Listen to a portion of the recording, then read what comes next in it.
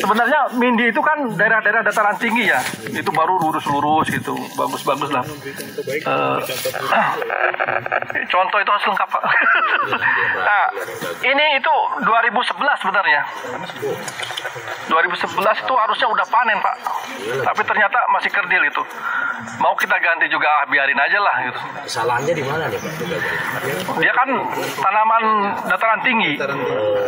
Di sini hanya 50, mungkin dia itu 50 mdpl ya di sini itu meter lah. Ya, ini kan bagusnya itu mungkin di 600 700 ke atas gitu. Daerah-daerah dataran tinggi relatif lurus-lurus Pak. Kita ambilnya memang di dataran tinggi gitu. Jadi waktu kita ke sini ternyata jelek. Nah ini bukan genetik, lingkungan Pak. Jadi kalau dia itu di sana bagus, di sini bagus, mungkin bisa genetik. Tapi kalau di sana bagus, di sini jelek, perbedaan lingkungan itu ada dataran tinggi dengan dataran rendah di sini. Ini susah kita untuk menyeleksinya karena pengaruh lingkungannya terlalu tinggi gitu. Jadi kalau mau bangun sumber benih itu cari lokasi yang bagus, yang sesuai. Yang tidak sama dengan asalnya Pak. Iya, karena investasi kalau gini kan gagal. Tapi kalau di Litbang ini bagus. Contoh. Tahun tanam 2012. 2013 lah. Nah, kalau seandainya saya mengusulkan ini jadi sumber benih, tinggal tujuannya untuk buah. Untuk buah.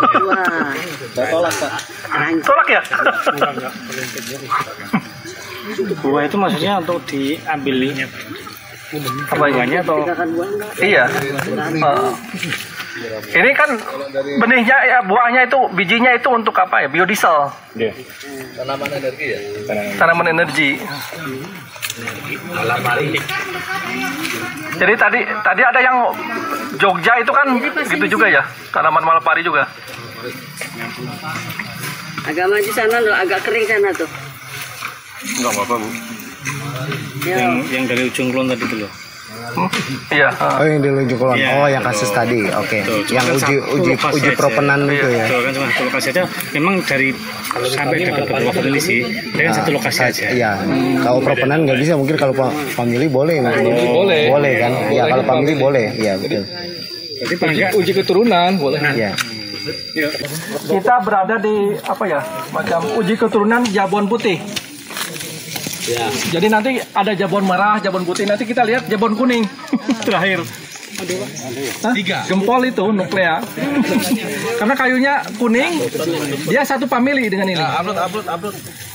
Jadi ini berasal dari 12 propenan ya, dari Sumatera sampai Papua ada di sini Pak.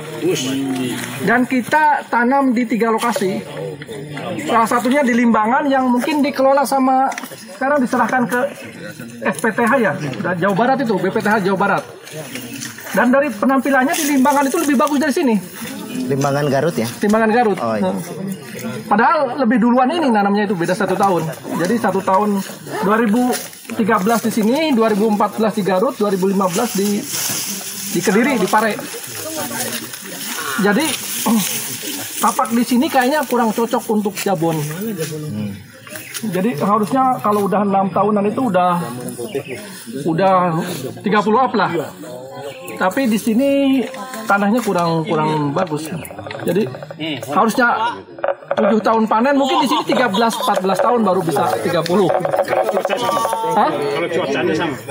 Cuacanya di sini curah hujan 2400-an. Nah, cuma di sini pH-nya 4,2, kemudian mungkin nutrisinya ini kurang, jadi nitrogen dan lain-lainnya tanahnya masih jelek. Ini tahun 30 apa? Sequensi apa? Ada contohnya? Apanya? Jabon 6 tahun 30 apa? Itu 6 tahun 30 up itu daerah-daerah aluvial. Jadi di sekitar badan sungai gitu. Itu akan lebih cepat.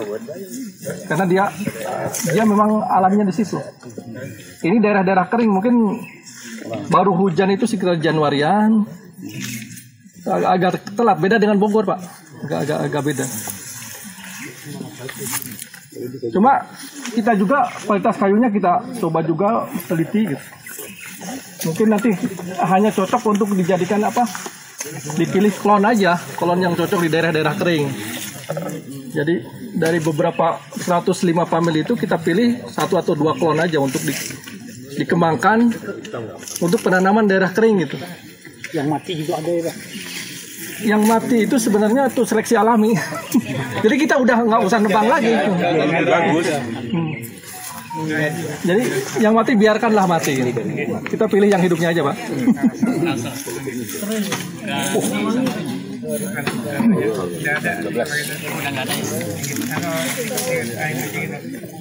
Nah mungkin terakhir kita lihat nanti gempol bagaimana penampakannya mungkin akan lebih bagus dari sini. Jabun kuning ya? Dia itu gempol itu kan di daerah rawa bagus, daerah kering bagus. Jadi rank adaptasinya lebih luas dibandingkan dengan ini.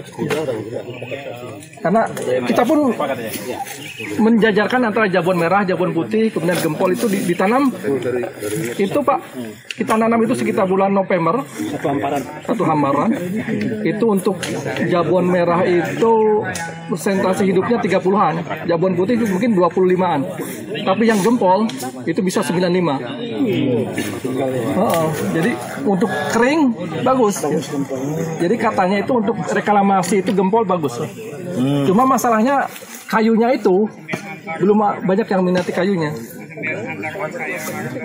Iya kayaknya. Tapi nanti akan banyak minat bagus tuh Pak. Ya karena belum ada yang blow up aja. Mungkin kalau ada yang blow up gitu. Dipiralkan untuk reklamasi. Iya, ini kan jabon itu kenapa muncul karena di blow up itu. Orang blow up jabon. Dia 6 tahun bisa panen padahal tergantung tanahnya gitu. Tanahnya kering kayak gini, kemudian kurang subur ya 13-14 tahun baru bisa panen.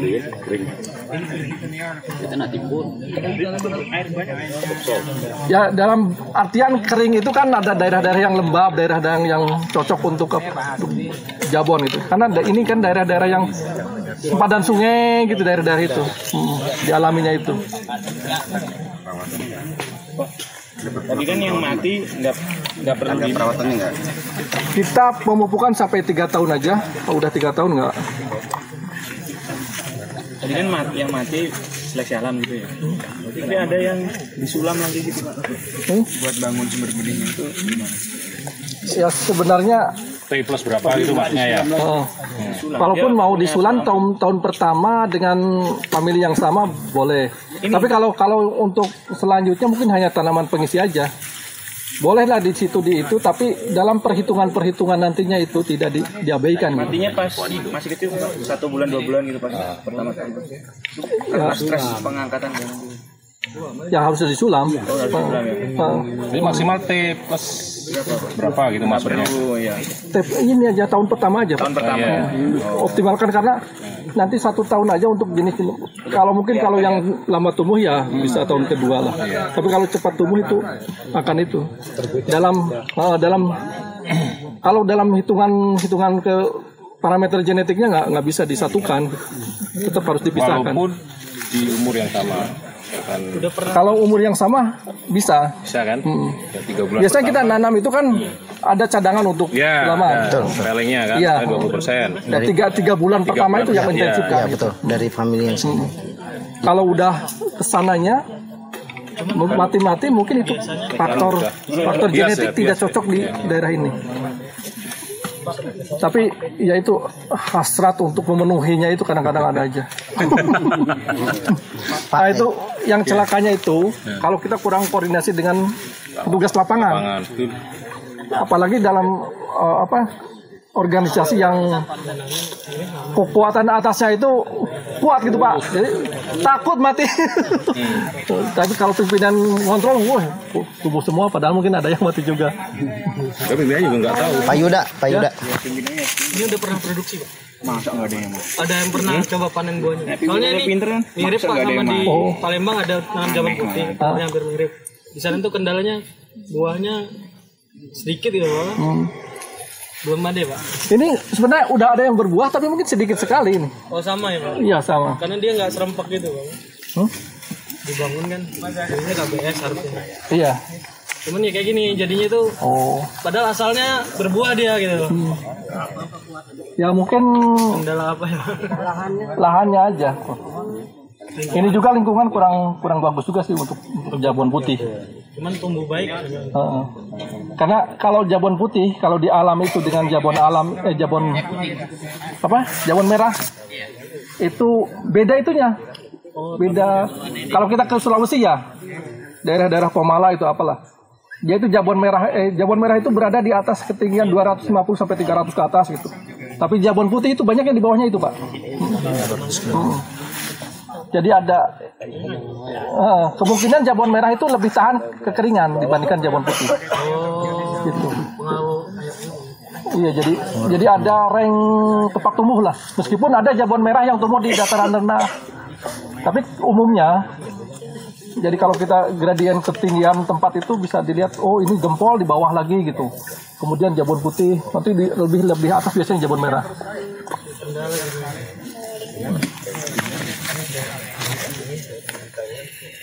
Ini diambil Masih- tadi Om. Apa ini? Itunya untuk diuji lagi. Ini diambil nggak proponan? Ini Enggak. maksudnya? Maksudnya ini kan uji proponan. Iya. Mau dibangun lagi nggak Pak dari hasil ini? Dari Prof dibangun Iya. tegakan beli Profna. Maunya sih dibangun, tapi kita harus kembali eksplorasi ke sana atau menggunakan di sini. Di sini kan paling juga 20 famili tiap propenan itu, atau mungkin ada yang 5 gitu. Jadi untuk membangun kebun benih dari propenan yang terbaik itu kita harus kembali ke Pomala. Yang paling bagus Pomala sih. Pomala. Iya. Kecuali kalau kita waktu eksplorasinya itu dapat banyak. Cuma di lapangan itu yang namanya eksplorasi itu jangan berharap dapat banyak. Karena kita 10 hari di lapangan mungkin bisa aja 4 pohon, Pak. Apalagi di hutan alam itu. Hutan alam itu berat sekali itu. Ada buah tinggi, siapa yang mau naik kan? Oh, nguluhnya susah. Kemudian belum tentu yang berdampingan itu berbuah. Harus belum lagi kita itu ketentuan kita itu harus jarak antara satu pohon itu dengan itu 50 meter atau 100 gitu. Jadi eksplorasi itu pekerjaan yang berat. Nah itu yang jadi kendala dalam pembangunan sumber benih kita. Banyak instansi yang mau bangunnya aja tapi nggak mau eksplorasi. Nggak mau nyari materinya. Iya, karena itu yang paling berat. Dan kalaupun mungkin kita ya serius, ya mungkin 1 tahun 2 tahun baru dapat. Saya di Kalimantan Tengah itu cuma 5 pohon, Pak. Keliling 10 hari itu. Tapi kalau kita di Pomala itu banyak, karena mungkin di Pomala itu banyak yang hutan rakyat juga, jadi kita bisa di eksplorasinya di hutan masyarakat gitu. Tapi kalau di HPH atau apa berat itu eksplorasi itu. Apalagi itu untuk jabon yang banyak itu pohonnya. Tapi kalau ke lapangan belum tentu ada buah juga. Apalagi jenis-jenis yang langka. Makanya kalau eksplorasi dapat 5 pohon atau 6 pohon ya sudah bagus. Tinggal mungkin lokasinya aja diperbanyak. Masuk ke kantor katanya gagal. Kadang-kadang kayak gitu. Nah, ya kalau berhasil 1 pohon dibagi-bagi, dapat 20 pohon. Udah cukup di sini? Ya, Cukup. Masih ada apa lagi? terkait ini jabon? Cukup. Ini udah jam 12 ya? Iya. Mau lihat Ini yang ini Akasia sini. akasia boleh? yang akasia atau yang Jempol. nyamplung boleh. Nyamplung. Jangan aja nih. Ya. Oh iya, boleh.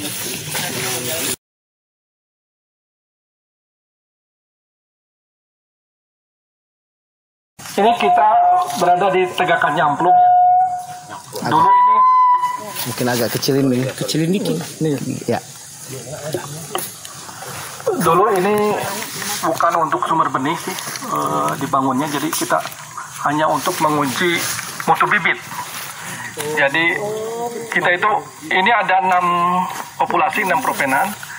Nah, kita uji itu mutu bibitnya sebenarnya. Jadi ketinggian berapa, diameter berapa yang bisa establis ditanam di lapangan gitu. Jadi untuk dasar standar mutu bibit, penentuan standar mutu bibit. Dan jarak tanamannya supaya kita itu mampu memuat banyak bibit ini hanya 2x2 aja. Karena kita mungkin ada 10 kriteria tinggi diameter bibit itu kita tanam di sini, ada 6 propenan sampai ujung sana Pak, mungkin sekitar 4-5 hektaran. Dan jadinya begini, kedepannya mungkin kita akan lakukan penjarangan untuk sumber benih juga, karena kita kumpulkan dari beberapa propenan gitu. Mungkin APB lah paling banter. Nah, mungkin tapi pendekatannya kita produksi benih, bukan untuk kayunya. Kalau dari kayunya kan mungkin kayu bakar aja yang cocoknya itu. Nah, buahnya sebenarnya udah banyak karena udah menyebar kemana-mana gitu. Jadi ini mungkin impasif juga sih karena dia tahan naungan. Ini adalah salah satu jenis yang kuat gitu untuk tahan naungan, kemudian kekeringan. Mungkin untuk area reklamasi bekas tambang cocok juga. Ini tahun 2010 tanpa saya pelihara apapun. Tanpa. Mulai berbuah tahun Mungkin 3 tahun terakhir ini udah. Ada yang kesana udah segini, tapi kita babat di sana. Ya sekitar 6-7 tahun itu udah berbuah. Nyemplung nih kegunaannya untuk apa? biodiesel. Buahnya untuk biodiesel. Oh, buah. Sama dengan malapari tadi. Iya sama. Kalau kayunya Pak nggak dimanfaat, kayu api aja. Ini di Madura dulu itu banyak itu nyamplung, tapi sekarang udah dibabat ya kayaknya untuk apa ya? Untuk arang kayaknya. Untuk arang itu bagus katanya. Ganti bakau.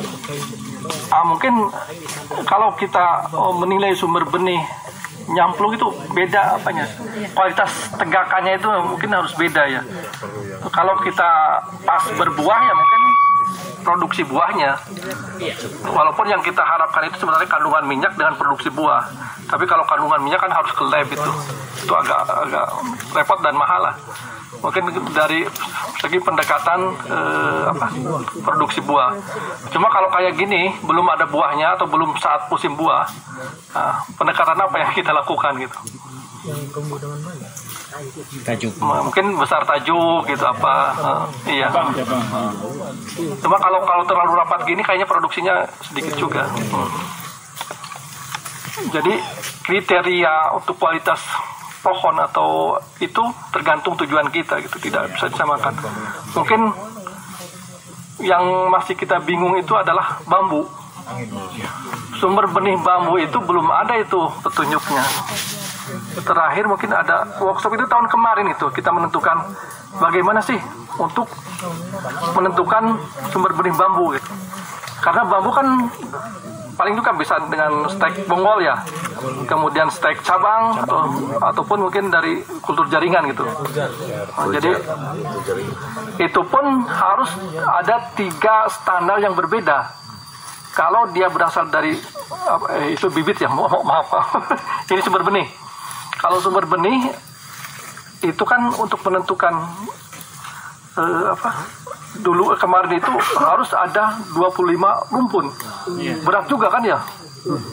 Dalam satu kawasan gitu ada 25 rumpun boleh dijadikan kawasan sumber benih. Itu pun masih perdebatan kita itu untuk menentukan sumber benih dari bambu itu. Jadi masih belum ada kayaknya sampai sekarang itu. Iya, satu desa 25 rumpun boleh. Kecuali bambunya kayak bambu Cina. Iya. Monopodio. Dan karena apa ya? Kalau tidak, kalau bonggol itu sedikit produksinya, mungkin harus stek cabang yang bisa secara operasional dibandingkan dengan kultur jaringan mahal juga ya. Jadi itu yang agak susah itu, yang belum ada pedomannya sampai sekarang. Nah ini nyemplung kan agak karena peruntukannya berbeda ya Pak ya. Yang diambil memang buah ya, biji ya. Jadi ketika memang sengaja ini diperuntukkan untuk sumber benih, berarti ketika taruh untuk membangun KBS misalnya Pak ya, itu ketika melakukan seleksi penjarangan berarti ditunggu sampai dia berbuah dulu. Kalau tadi kan beberapa tanaman hitung sekitar umur 3-4-5 tahun. Tidak. Ya sebaiknya kalau kita KBS nyamplung harus berbuah. Iya berarti nunggu dulu berbuah baru ada penjarangan kan Pak? Dan belum tentu yang gede itu berbuah lebih banyak daripada yang kecil gitu. Jadi yang kita pilih itu adalah individu yang menghasilkan buah banyak. Nah, mungkin dari buah banyak itu kalau seleksi selanjutnya bisa aja dengan kadar minyaknya yang paling tinggi yang mana gitu. Jadi tapi yang paling mudah dulu yang kita harus lakukan, yang paling mudah yang menilai produksi benihnya yang paling banyak. Tapi kalau untuk uji keturunan mungkin jarak tanamnya bisa 4x4, jangan terlalu rapat gini. Ini hanya untuk dulu itu karena uji mutu bibit jadi dirapatkan supaya nggak dipelihara gitu. Ternyata tumbuh juga nggak dipelihara juga itu.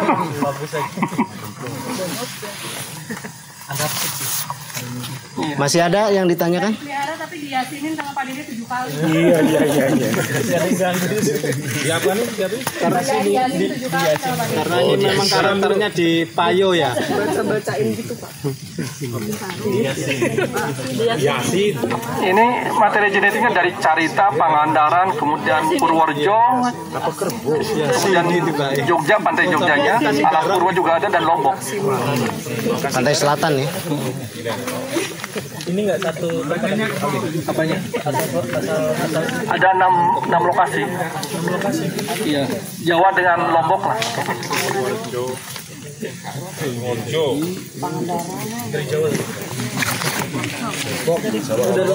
Oke, masih ada yang ditanyakan di sini? Terkait ini yang bukan pertukangan. Cukup ya. Ya mungkin cukup ya.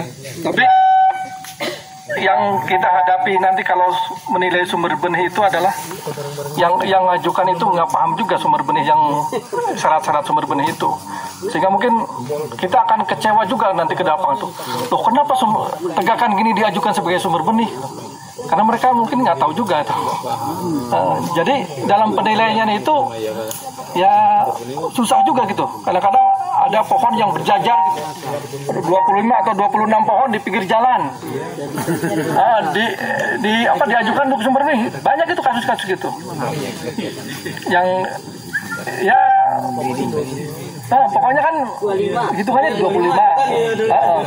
Malah ada yang di pinggir rumahnya ya 27 pohon dihitungan gitu.